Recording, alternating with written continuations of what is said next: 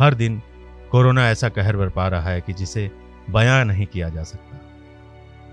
लिखते वक्त उंगलियां काम करना बंद कर देती हैं। आपको कहानी सुनाते वक्त होंठ कांपने लगते हैं, लेकिन आपको ये कहानियां सुननी चाहिए ताकि आपको पता चल सके कि हम कितने मुश्किल वक्त में जी रहे हैं और इससे बचने के लिए जो उपाय डॉक्टर बता रहे हैं उसका पालन करना कितना जरूरी है।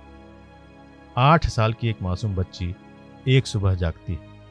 वो देखती है कि उसके पापा अब तक सो रहे हैं।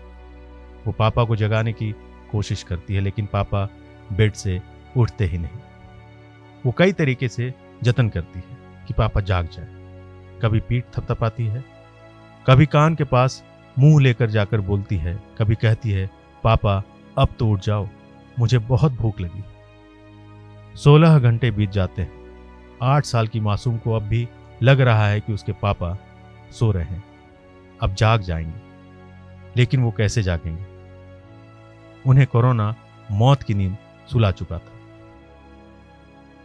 नमस्कार, आप सुन रहे हैं टीवी 9 पॉडकास्ट और मैं हूं आपके साथ आसिफ खान। ये कहानी है बिहार के पटना की। बिहार में नालंदा जिले के हिलसा के रहने वाले प्रभात कुमार पटना में एक किराए के फ्लैट में रहते थे।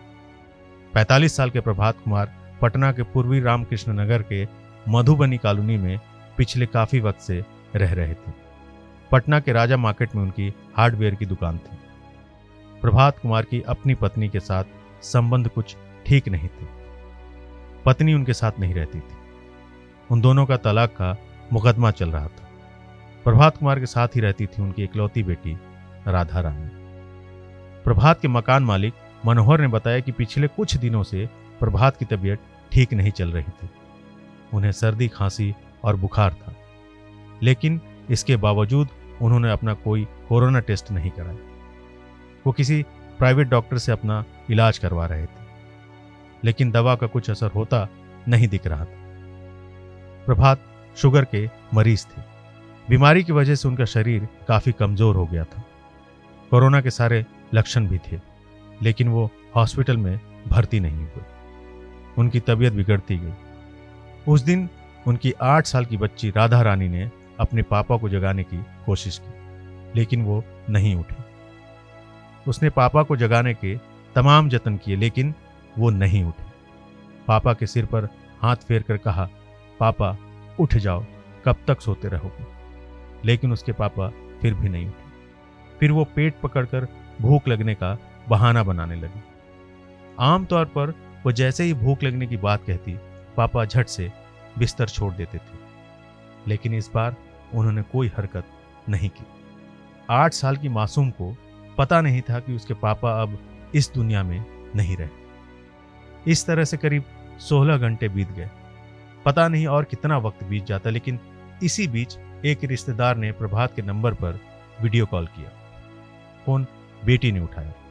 फोन उठाते ही कहने लगी कि आज पापा उठ ही नहीं रहे।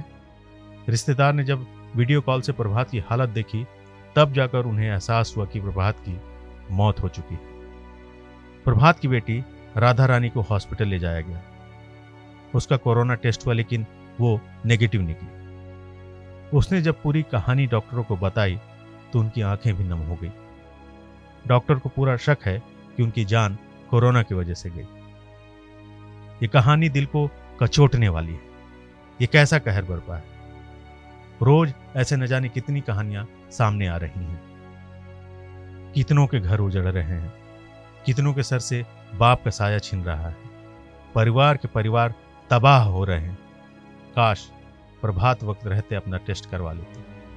अगर स्थिति गंभीर थी तो किसी हॉस्पिटल में भर्ती हो जाते, किसी रिश्तेदार या दोस्त से मदद मांग लेते। ऐसी घटना किसी के साथ हो सकती है, इसलिए बिल्कुल भी लापरवाही ना बरतें। इस महामारी को बिल्कुल भी हल्के में लेने की कोशिश ना करें। समय रहते इलाज लें, सुरक्षित रहें और डॉक्टर के बताए गए गाइडलाइन का पालन करें। मैं फिर कहूंगा, वक्त मुश्किल वाला है, लेकिन गुजर जाएगा। हौसला रखिए, अपना बहुत ख्याल रखिए। आपको कैसा लगा हमारा ये पॉडकास्ट कमेंट सेक्शन में जरूर बताएं। जल्द मिलेंगे एक नए पॉडकास्ट के साथ। तब तक के लिए नमस्कार।